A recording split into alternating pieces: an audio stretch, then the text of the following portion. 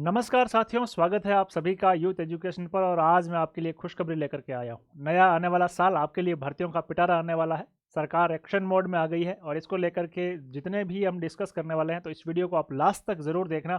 इस वीडियो में देखे गए हर एक मिनट आपको किफ़ायती लगेगा और ये आपको मैं बताऊंगा कि इस साल कौन कौन सी भर्तियाँ आ सकती है। इसके साथ साथ हम ये भी डिस्कस करेंगे कि हमें अपनी तैयारी को अभी से किस रणनीति के साथ, किस स्ट्रेटजी के साथ शुरू करनी है। तो मित्रों, आप सभी का एक बार फिर से स्वागत है। यदि आप नए हैं, इस चैनल पर पहली बार आए, तो इस चैनल को सब्सक्राइब ज़रूर कर लेना, ताकि आने वाले सभी भर्तियों में मैं आपके लिए राजस्थान पॉलिटी और करंट अफेयर्स यहाँ पर फ्री ऑफ कॉस्ट लेकर के आने वाला हूँ।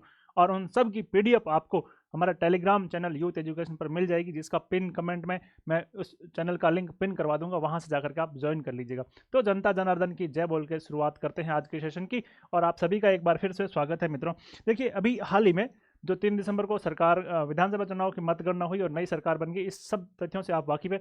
और सबसे पहले सरकार ने आते ही क्या किया, हर डिपार्टमेंट से, हर विभाग से 100 दिन की कार्य योजना मांगी कि आप अगले 100 दिन में आपका क्या प्लान रहेगा। यानी जनवरी, फरवरी, मार्च में आपकी जो वर्किंग स्टाइल है उसमें 100 दिन कितने अहम रहने वाले हैं, कौन कौन से काम आप 100 दिन में करने वाले हैं। उसी सिलसिले में मित्रों, पिछले दिन से ये जो 100 दिन की कार्य योजना है, इसमें शिक्षा विभाग की, स्कूली शिक्षा विभाग की एक योजना, जिसमें स्कूली शिक्षा विभाग ने जो 100 दिन की कार्य योजना दी है, उसमें बिंदु संख्या 1, 2 और 3 नंबर पे इन्होंने दे रखा है कि हम 30 दिन के अंदर अंदर जो भर्ती एजेंसी है उसको अभ्यर्थना भिजवा देंगे। हम यहाँ खाली पदों की डिस्कस करेंगे, शिक्षा विभाग के अलावा अन्य विभागों की भी बात करेंगे, कितने पद खाली है, कब तक भर्ती आ सकती है, कब तक एग्जाम हो गए, सब कुछ वगैरह डिस्कस करेंगे। तो आप सेशन में लास्ट तक जुड़े रहिएगा। मैं कह रहा हूँ आपको हर मिनट आपको किफ़ायती लगेगा। और सेशन के लास्ट में मैं आपको बताऊंगा कि ये जो 4-5 टिप्स है ना, ये आप यदि फॉलो कर लेते हैं तो आपका सिलेक्शन श्योर हो जाएगा। तो देखिए, यहाँ पहले जो प्रक्रियाधीन भर्तियों को पूर्ण करना, जो सरकार की अभी प्रक्रियाधीन भर्ती चल रही है, जिनका या तो रिजल्ट नहीं आया, या रिजल्ट नहीं आया तो ज्वाइनिंग नहीं हुई है, यदि रिजल्ट आ गया तो ज्वाइनिंग नहीं हुई है, या ज्वाइनिंग लेटर निकलना बाकी है, काउंसलिंग बाकी, ऐसे सारी प्रक्रियाधीन जो भर्तियां हैं जिनका एग्जाम होना बाकी है, विज्ञप्ति निकलने से लेकर के ज्वाइनिंग तक जो भी प्रोसेस है, वो सरकार अगले 90 दिन में करने वाली है। कितने दिन में सरकार मित्रों? अगले 90 दिन में वो सब पूरा करने वाली। तो उन सभी अभ्यर्थियों को बधाई, उनकी ज्वाइनिंग आने वाली, जिनका सिलेक्शन हो चुका है, और जिनका रिजल्ट आने वाला है उनमें भी सबकी बधाई, अग्रिम शुभकामनाएं कि आपका अगले 90 दिनों में ज्वाइनिंग लेटर आ जाएगा। दूसरा पॉइंट डीपी से संबंधित है, डीपीसी से संबंधित है, जो पदोन्नति है विभाग की वो उससे संबंधित है। और तीसरी है सीधी भर्ती से संबंधित। तो देखिए मित्रों, सरकार की 100 दिवस की कार्य योजना में, सरकार की 100 दिवस की कार्य योजना में शिक्षा विभाग में हम जनवरी 2024 में संबोधित जो भी भर्ती आएगी उनकी बात करेंगे। और 30 दिवस के अंदर अंदर, 30 दिन के अंदर अंदर ये जो स्कूली शिक्षा विभाग है, ये अपनी अभ्यर्थना आरपीएससी को सौंप देगा, जिसमें वो आरपीएससी फर्स्ट ग्रेड और सेकंड ग्रेड की सारी भर्ती करवाएंगे। आगे बढ़ते हैं मित्रों। इसके साथ साथ ये इसलिए भी ज़रूरी हो जाता है क्योंकि जिस पार्टी की अभी सरकार है, उन्होंने चुनाव में अपना घोषणा पत्र जारी किया था। उसके 2 बिंदु मैं आपको यहाँ हाईलाइट करना चाहता हूँ। एक है कि 2.5 लाख सरकारी नौकरियां प्रदान करना, यानी हम अगले 5 वर्षों में प्रदेश के युवाओं को 2.5 लाख सरकारी नौकरियां प्रदान करेंगे, क्योंकि इनका रोजगार और स्वरोजगार दोनों के अवसर प्रदान करने में इनकी जो है मैनिफेस्टो में ये बात इन्होंने प्रमुख रूप से लिखी है। और ये कहीं पर भी पड़ा है, आप इनका जाकर के मैनिफेस्टो देख सकते हैं। दूसरा, हम प्रत्येक वर्ष सरकारी परीक्षा कैलेंडर जारी कर लंबे समय से खाली पड़ी सरकारी नौकरी की रिक्तियों को मिशन मोड में भरेंगे, और वो मिशन मोड शुरुआत हो चुकी है। देखिए, अभी तक हमारे राजस्थान में मुझे ऐसा लग रहा है कि जो सिस्टम था जिसमें भर्तियां आई, पता नहीं उसका कब एग्जाम हो, अब वो सिस्टम बदलने वाला है। क्यों? क्योंकि इसमें जो सरकारी परीक्षा कैलेंडर अनुसार मुझे लगता है विज्ञप्ति के साथ ही आपको एग्जाम डेट जारी कर दी जाएगी। ये एक मेरा ओपिनियन है, और सरकार इसके लिए मिशन मोड में आ चुकी है। उन्होंने 100 दिन की कार्य योजना मांग ली है और बहुत जल्दी भर्ती आ जाएगी। मित्रों, भर्ती आना एक बहुत छोटी सी बात है। भर्ती आना तो एक दिन की बात है। क्या आपकी तैयारी एक दिन में हो जाएगी या नहीं हो पाएगी, इस पर भी हम वीडियो के लास्ट के सेशन में बात करेंगे। तो ना, आपको जुड़े रहना है। देखिए, लोकसभा चुनाव भी है, इस पार्टी ने इन घोषणा पत्र के आधार पर चुनाव जीता, सरकार बनाई, तो लोकसभा चुनाव भी है, और कहीं ना कहीं राजनीतिक लाभ के लिए ये लोग विज्ञप्ति ज़रूर निकालेंगे, तो ऐसा ज़रूरी भी है। दूसरा, एक हम सबसे बड़ी बात कर लेते हैं, ये तो शिक्षा विभाग की हुई। आरएस की भर्ती भी आने वाली, लेकिन आरएस की भर्ती प्रोसेस में मित्रों ऐसा नहीं है कि भर्ती आ गई आपका सिलेक्शन हो जाएगा। प्रीलिम्स निकालने के लिए, और जब तक भर्ती नहीं आए, प्री और मेंस की आप लोग तैयारी साथ में शुरू कर लें। एक उदाहरण से बात समझाना चाहता हूं मैं आपको, यहाँ से आप अच्छे से समझना, एक उदाहरण से बहुत ध्यान से समझना।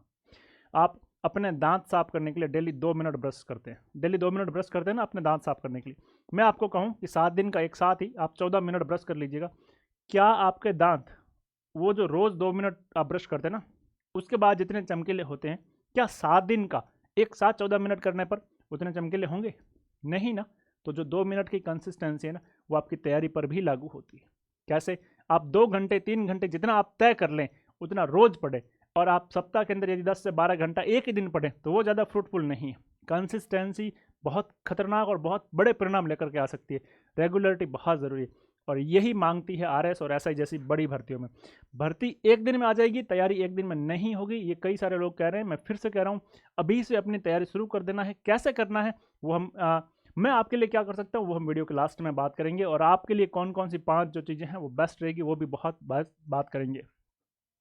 आगे बढ़ते हैं थोड़ा सा और देखिए, व्याख्याता वरिष्ठ अध्यापकों के 54,000 पद रिक्त खाली है, और 6,000 क्रमोन्नत स्कूलों में भी पद नहीं बढ़ाए गए।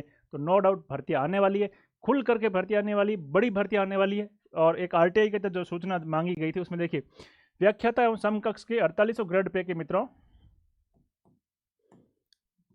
व्याख्याता और समकक्ष के 4800 ग्रेड पे के 21,121 पद खाली है। यहाँ पर भी यही दिखाया गया है कि जो व्याख्याता के 21,120 पद जो खाली है ये भी दिखा गया। सेकंड ग्रेड वरिष्ठ अध्यापक के भी 33,104 पद खाली है, यहाँ पर भी 33,104 पद खाली है। तो ये दोनों ऑथेंटिक सूचना सही है। इसके साथ साथ थर्ड ग्रेड जो रीट की अभ्यर्थी इंतजार कर रहे हैं उनके लिए भी 29,000 के आसपास पद खाली है, तो वहाँ पर भी भर्ती आएगी। तो शिक्षक भर्ती ग्रेड 1, ग्रेड 2 और ग्रेड 3 तीनों की भर्ती आने वाली है। उनके लिए आपको अभी से तैयारी जम करके शुरू कर देनी चाहिए। वर्तमान में जो इतने सारे पदों की भर्ती प्रक्रिया है उसको सरकार 90 दिन में करवाएगी। इसके अलावा इस साल मित्रों, इस साल पटवारी की भर्ती आ सकती है। पटवारी की भर्ती को आए हुए काफ़ी टाइम हो गया, और भर्ती आने की जो प्रोसेस है वो भी शुरू की जा सकती है। हाँ, नायब तहसीलदार के बारे में मेरा मत थोड़ा सा भिन्न है, क्योंकि नायब तहसीलदार पर प्रमोशन से भी आते हैं और आरएस के थ्रू अलर्ट सर्विसेज से भी आते हैं। तो डायरेक्ट रिक्रूटमेंट मुझे लगता नहीं है कि नायब तहसीलदार का अलग से आएगा। हो सकता है आए तो बहुत बढ़िया बात है, आप लोगों को एक और मौका मिलेगा, लेकिन इसके चांसेस कम है। मुश्किल है कि नायब तहसीलदार डायरेक्ट बने, ये आज तक नहीं हुआ। अगर ऐसा होगा तो ये पहली बार होगा।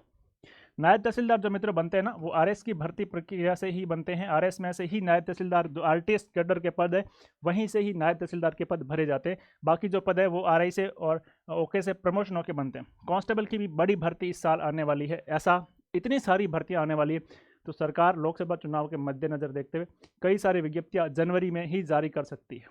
ये तो हुई मित्रों वीडियो का एक पार्ट। अब हम वीडियो के दूसरे पार्ट में आते हैं, ये आपके लिए और ज़्यादा महत्वपूर्ण है। मैंने ऐसे हज़ारों स्टूडेंट देखे हैं जिनका ये क्रम टूटता ही नहीं है कि वो भर्ती आती है, तैयारी शुरू करते हैं, जम के तैयारी करते हैं, परीक्षा देते हैं, रिजल्ट आता है, फेल हो जाते हैं। फिर से भर्ती आती है, फिर से तैयारी करते हैं, फिर से एग्ज़ाम देते हैं, फिर से कोचिंग करते हैं, लेकिन उनका फिर से सिलेक्शन नहीं होता। इस बार उनकी परफॉर्मेंस अच्छी होती, लेकिन उतनी की उतनी कट ऑफ भी हाई चली जाती। कई सारे कारण हैं, हम एक एक पर डिस्कस करेंगे। सबसे पहले तो अलग अलग कारण है, व्यक्तिगत रूप से जो इंडिविजुअल कारण है उनके बारे में बात करेंगे। उनका जो सॉल्यूशन है सबसे अच्छा है, आप अकेले बैठिए, शांत जगह बैठिए।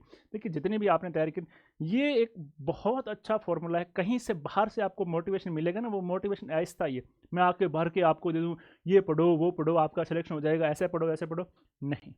रुकिए, इन सब चीज़ों से, इन भाग दौड़ की ज़िंदगी से अपने आप को रोकिए। एक मिनट के लिए इस चीज़ को रोकिए, और फिर एक ऐसी शांत जगह बैठिए जहाँ बिल्कुल शोरगुल नहीं हो सके तो सुबह की जल्दी उठ करके बैठिए, आत्ममंथन कीजिएगा। आपने तैयारी शुरू की है, पहली बार कर रहे हो, पहले दे चुके हो, इन सब विषयों पर डिस्कस कीजिएगा। कट ऑफ से कितने नंबर पीछे रहे हो, क्या आप ईमानदारी से तैयारी की थी, नहीं की थी, इन सब का अपने आप में आत्ममंथन कीजिएगा।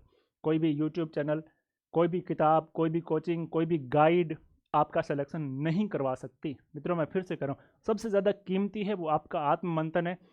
हम सब लोग जो इस भूमिका में, वो आपके सहायक की भूमिका में। चलना आपको पड़ेगा, पढ़ाई आपको करनी पड़ेगी, इसलिए आपका खुद का आत्ममंथन बहुत ज़रूरी है। सबसे पहले बैठिए, शांत दिमाग से बैठिए, जो हो गया उसको ज़्यादा रिग्रेट नहीं करें, बस वहाँ से क्या क्या चीज़ें सीखी जा सकती इसके बारे में आत्ममंथन करें। ये बहुत महत्वपूर्ण भाग है आपकी तैयारी का। जब आप तैयारी शुरू करें ना, तो अंधाधुंध और एकाएक जो जोश में आकर के तैयारी शुरू तो कर देते हो, लेकिन वो तैयारी पूर्णता की ओर नहीं जाती। वो एक रणनीतिक तैयारी नहीं होती, जिससे न तो आपका सिलेबस पूरा होता है और न ही आपके अच्छे अंक आते। तो सबसे पहले आत्ममंथन कीजिएगा कि मैं ये तैयारी क्यों कर रहा हूँ, मेरा इस तैयारी में सिलेक्शन हो जाएगा, इसके लिए मुझे कितने एफर्ट्स करने पड़ेंगे, गांव छोड़ के शहर आना पड़ेगा कि नहीं पड़ेगा, कोचिंग करनी पड़ेगी कि नहीं पड़ेगी, क्या मेरे जैसे किसी और व्यक्ति का हुआ है तो मेरा हो सकता है। ये आत्ममंथन आपको सही राह दिखाएगा। उसके बाद निर्णय लेना है, मैं आपको ये कह सकता हूँ, आत्म मंथन के दौरान अपने आप को कमज़ोर नहीं आंकना कभी भी। होता क्या है, वहाँ हमें अपनी ही गलतियाँ देखनी, वहाँ आपको एकदम वस्तुनिष्ठ होकर के आपको प्रिपरेशन करनी, वहाँ आपको वस्तुनिष्ठ होकर के ही सोचना है कि हाँ ये सब चीज़ें हैं, फैक्चुअल है, ये मैं कर सकता हूँ। अपने आप को कमज़ोर वहाँ नहीं मानना। बार बार आपको खुद की गलतियाँ नज़र आएगी, लेकिन उन गलतियों की वजह से खुद को कमज़ोर मत समझ लेना, क्योंकि गलतियाँ सुधारी जा सकती है। आप कमज़ोर नहीं, आप जैसे ही नहीं, आपसे भी कम प्रदर्शन वाले, आप औसत से नीचे प्रदर्शन वाले भी स्टूडेंट एक अच्छी मेहनत के बावजूद वो एक अच्छा परिणाम लेकर के आए हैं। अब इसके लिए क्या करना है, आप चाहें तो अच्छी बुक सुन सकते हैं, अच्छी बुक पढ़ सकते हैं, अच्छे दोस्तों की संगत में रह सकते हैं। ये आपको कहीं ना कहीं रोज़ की जो चीज़ें हैं वो कंटिन्यूस रखने में मदद करेगी। आत्म मंथन किया, उसके बाद आपको अपना निर्णय लेना है कि मुझे इस तैयारी में अपनी रणनीति क्या होगी। दूसरा, आत्म मंथन के बाद सबसे पहले जिस परीक्षा की आप तैयारी करने जा रहे हैं उसका सिलेबस उठाइए, साइट से सिलेबस उठाइए। वेबसाइट से इंग्लिश में सिलेबस है, हिंदी में भी उसका ट्रांसलेशन हो जाएगा, हिंदी में है, इंग्लिश में, दोनों में अवेलेबल है, तो दोनों डाउनलोड कीजिएगा। सिलेबस उठाइए। आपकी पढ़ाई के दौरान आपका जो सबसे बड़ा साथी, बड़ा मार्गदर्शक होगा, मैं हर वीडियो में कहता हूँ, इसमें भी कह रहा हूँ, वो आपका सिलेबस होगा। विद्यार्थी गलती यही करते हैं, वो पढ़ते हैं किताब के अनुसार, जैसे किताब छपी है उसके अनुसार, और पढ़ने के बाद उसको कॉन्फिडेंस तो आ जाता है, लेकिन मार्क्स नहीं आते उसके। क्यों? क्योंकि उसने सिलेबस के अनुसार पढ़ा नहीं। हाँ, सिलेबस के अनुसार यदि बुक है तो आप उसे पढ़ सकते हैं, नहीं तो अपने सिलेबस के पॉइंट को याद रखिए। मैं कह रहा हूँ, जिस भर्ती की आप तैयारी कर रहे हैं उसका सिलेबस आपकी उंगलियों पर ऐसे याद होना चाहिए कि हाँ, इस बिंदु के बाद ये बिंदु, इस बिंदु के बाद ये बिंदु, वहाँ वो आपको याद होना ज़रूरी। सिलेबस पे आप अच्छे से 1, 2, 3 दिन तक डिस्कस कीजिएगा। आपको लगेगा कि एक बार सिलेबस मैंने पढ़ लिया, मेरे लिए बहुत है, नहीं। सिलेबस का जितना एनालिसिस करते हैं ना, जितना एनालिसिस आप सिलेबस को करने में टाइम लगाते हैं ना, वो बहुत फ्रूटफुल टाइम है। मकान बनने पर एनालिसिस नहीं किया जाता, उसके नक्शे पर एनालिसिस किया जाता है। तो वो नक्शा कैसा है उसी पर डिपेंड करेगा कि मकान कैसा है। तो आप सिलेबस पे एनालिसिस करने में टाइम लगाइए। आप भले पहली बार दे रहे हैं, पहले दे चुके हैं, सफल नहीं हुए, तो और अच्छे से एनालिसिस करिए। ये एनालिसिस करने के बाद आप फिर से जाइए पुराने पेपर्स पर, वो भी साइड से उठाइए कि पुराने पेपर्स में कैसे प्रश्न थे। इस पर भी आप 2 से 3 दिन लीजिएगा। अभी भर्ती नहीं आई है, आप ये सब चीज़ें पहले से करके रखें और उसके बाद आप अपना तैयारी करने का निर्णय लीजिएगा। मैं फिर से कह रहा हूँ, शिक्षा विभाग में 1 लाख से अधिक पदों पर भर्ती आने वाली है। आरएस की भर्ती की तैयारियों को अभी से अभ्यर्थियों को सीरियस हो जाना चाहिए, और अभी से जो सीरीज होंगे वो ही प्री और मेंस दोनों की, प्री कम मेंस की अप्रोच लेकर के तैयारी करेंगे, उन्हीं का आगे जाकर के सिलेक्शन होगा। एसआई की भर्ती आने वाली है, उसकी भी आप लोग तैयारी शुरू कर दीजिएगा, क्योंकि एसआई का भी बहुत बड़ा सिलेबस है। 2 पेपर है, एक पेपर पर्टिकुलर हिंदी का पूरा है, पहले पेपर में जीके जीएस है, तो वह भी बहुत लंबा सिलेबस होता है। तो उसका भी सिलेबस उठाइए, पुराने पेपर उठाइए, जो एसआई की तैयारी करना चाहते हैं वो वहीं से भी शुरू कर दीजिएगा। बहुत फ़ायदा होने वाला मित्रों आपको, यदि आप ऐसा अभी से शुरू कर देते हैं तो नई भर्तियाँ, मैं फिर से कह रहा हूँ, एक दिन में आ जाएगी। आपको भर्तियों का इंतज़ार नहीं करना है, और इंतज़ार किए बिना ही आपको आज से अपनी रणनीति आत्म मंथन के साथ शुरू करनी है। और मैं यूथ एजुकेशन ये परिवार आपके लिए लगातार करंट अफेयर्स के सेशन, राजस्थान पॉलिटी के सेशन, फर्स्ट ग्रेड में स्कूल मैनेजमेंट के सेशन सारा लेकर के आएगा। और जो वीडियो यहाँ मैं आपके लिए लेकर के आऊँगा ना, उसमें बहुत बेहतरीन कंटेंट होगा। उसकी पीडीएफ हमारे टेलीग्राम चैनल पर मैं आपको अवेलेबल करवा दूंगा। और हमारी ओर से मैं कह रहा हूँ, सिलेबस का 10% भी हो, लेकिन उस 10% का 100% हम करवाने की कोशिश करेंगे, वरना हम शुरू ही नहीं करेंगे। हमारे लिए ज़रूरी नहीं है कि सिलेबस के हर टॉपिक का वीडियो लेकर के आए। हम हर सब्जेक्ट में माहिर नहीं हैं, कोई बात नहीं, कोई भी नहीं होता, हम हर सब्जेक्ट करवाएंगे ही नहीं। हाँ, जो एक्सपर्टीज़ होंगे उन लोगों को, हमारे संसाधन अवेलेबल होंगे तो उन लोगों को बुलाएंगे, वो करेंगे। इसके लिए आप लोग सब लोगों का स्नेह चाहिए, इसके लिए आप सब लोगों का प्यार लगातार चाहिए, तो वो भी संभव नहीं। हाँ, मैं अकेला सारे सब्जेक्ट्स नहीं करवाने वाला, न मैं करवा सकता हूँ, न मैं करवाने में सक्षम हूँ, न दुनिया की कोई ताकत करवाने में सक्षम है। यदि कोई ऐसा करता है तो वो केवल और केवल यूट्यूबर है, शिक्षक नहीं है। तो मित्रों, बहुत बड़ी भर्ती आने वाली है, आप लोग इनकी तैयारी में अभी से जुड़ जाइए, अपना आत्ममंथन कीजिएगा, अपनी कमियों पे काम कीजिएगा, अपनी कमियों को देख करके खुद को कमज़ोर साबित नहीं करें। और हम लोग लगातार मिलते रहेंगे, आप सभी लोगों का स्नेह बिल्कुल बना रहेगा। और हाँ, जाते जाते आप चैनल को सब्सक्राइब ज़रूर करके जाएँ, और इस सेशन को लाइक करके जाएँ। कमेंट करके ज़रूर बताएँ कि आपको ये सेशन कैसा लगा, आप लोगों की क्या डिज़ायर्स है, और क्या आपने टेलीग्राम चैनल ज्वाइन कर लिया। यदि नहीं किया तो उसे जाकर के अभी ज्वाइन कीजिएगा। इस वीडियो के पिन कमेंट में मैं वहाँ पर टेलीग्राम चैनल का लिंक अवेलेबल करवा दूंगा। मिलते हैं आपके साथ एक नए सेशन में, तब तक के लिए आपके इस मित्र को दीजिए इजाज़त। आप सबकी परीक्षाओं की मंगल कामनाओं के साथ। Thank you.